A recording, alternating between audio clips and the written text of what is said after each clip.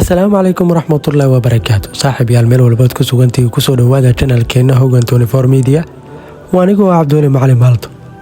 Henry Christophe wuxuu ahaan jiray ilaa doosan jiray isla markaana kacdoon xoogan waday kaasoo markii dambe loo caleemo saaray inuu boqor ka noqdo dalka Haiti wuxuuna qasrigiisa ku dhisay shamiito uu ku qasay dhiigga lo'da wuxuuna sidoo kale ka shaqeeyay horumarinta nolosha dadkii la doosan jiray ee ku noolaa halkaasi. balse intaan u gudagelin barnaamijkeena like sar muuqaalkan si uu u gaaro saaxiibo badan share leh oo la wadaag saaxiibadaada si aan u helno saaxiibo u wanaagsan sida adigoo kale hana hilmaamin inaad follow dhahdo page-keena sidoo kalena subscribe dheh YouTube channelkeena gambaleelkana furo si aad u heshid barnaamijyada cusub ee aan soo gelino mahadsanid. waxaana la oran jiray Henrigii koowaad wuxuu qasrigiisa ka koobnaa ilaa 6 guri 8 qasri iyo qasri kale oo la oran jiray La Ferrari Citadel kaasoo ahaa qasri caan ah qarnigii 19aad wuxuuna ku qaatay dhismihiisa muddo dhan 15 sano waxaana ka qayb qaatay dhismihiisa in ka badan 20,000 oo qof oo shaqaale ah. sidoo kale waxaa la sheegay in qasrigiisa uu ku dhisay shamiito lagu qasay dhiigga lo'da iyo agab kale. wuxuu boqortooyadiisa u sameeyay lacag u gaar ah wuxuu caasimad ka dhigay Cape Enrique wuxuu ku-xigeenadiisa u magacaabay 85 qof halka uu isagu isugu yeeray boqorkii awoodda badnaa iyo taliyihii ciidamada boqortooyadiisa. wuxuu sidoo kale sameeyay manhaj waxbarasho oo caan ka ahaa Latin America horaantii qarnigii 19aad. sidoo kale wuxuu meel mariyay sharci rasmi ah kaasoo ka dhaqan galay guud ahaan boqortooyada.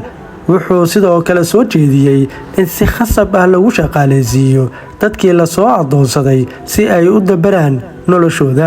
boqorkan ayaa bishii Agoosto ee sanadii 1820 u dhintay xanuunka faaliga isagoo 53 sano jir ah xilli uu ku sugnaa qasrigiisa.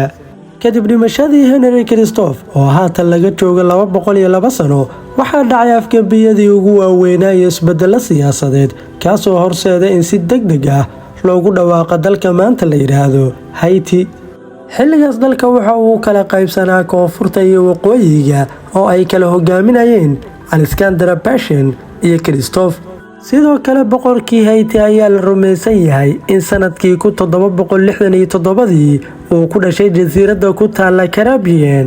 boqorkan oo kolkii hore ka mid ahaa dadkii horey loo adoonsan jiray ayaa isagoo da'yar ah soo gaaray boqortooyadii Saint Domingo wuxuuna ka qayb qaatay dagaalkii ka dhanka ahaa gumaystihii Faransiiska kaas oo uu ku biiray sanadkii 791 wuxuuna sidoo kale ka mid ahaa saraakiishii ka qayb qaatay kacdoonkii lagu xoreeyay waddanka Haiti. markii dambena wuxuu ka mid noqday hogaamiyeyaashii ugu awoodda badnaa ee Latin America. waxaa intaa inoogu eg warbixinteennii oo aan idiin soo gudbinaya anigoo ah Cabdulle Macalin Maalto. haddaba haddii aad ka heshay muuqaalkan fadlan like saar subscribe-na dheh adigoo gambaleelka furanaya si aad u heshid muuqaalada cusub ee aan soo gelina hana hilmaamin inaad asxaabtaada la wadaagtid adigoo sheer garanaya muuqaalkan mahadsanid.